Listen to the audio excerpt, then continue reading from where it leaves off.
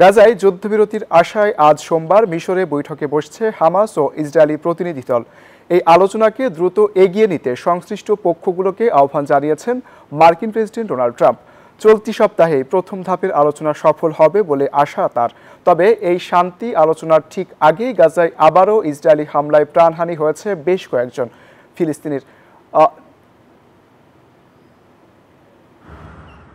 2 বছরের বেশি সময় ধরে চলা রক্তক্ষয়ী সংঘাতের অবসানের আশায় মিশরকে বেছে নেওয়া হয়েছে আলোচনার কেন্দ্র হিসেবে। গাজায় স্থায়ী শান্তি প্রতিষ্ঠা এবং জিম্মিদের নিরাপদে ফিরিয়ে আনার লক্ষ্য নিয়ে আলোচনায় বসছে হামাস ও ইসরায়েলি প্রতিনিধি দল। এই আলোচনাকে ঘিরে সবচেয়ে বেশি তৎপর মার্কিন প্রেসিডেন্ট ডোনাল্ড ট্রাম্প।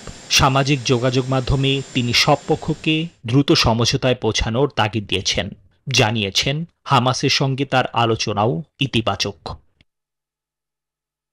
ট্রাম্পের বিশ্বাস চলতি সপ্তাহেই এই আলোচনার প্রথম ধাপ শেষ হবে এবং একটি ইতিবাচক ফলাফল আসবে।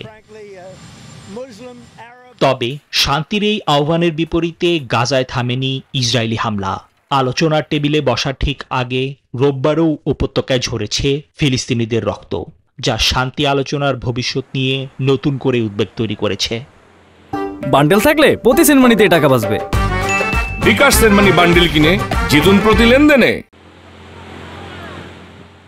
এদিকে বিশ্বজুড়ে রাজপথেও বাড়ছে শান্তির জন্য চাপ।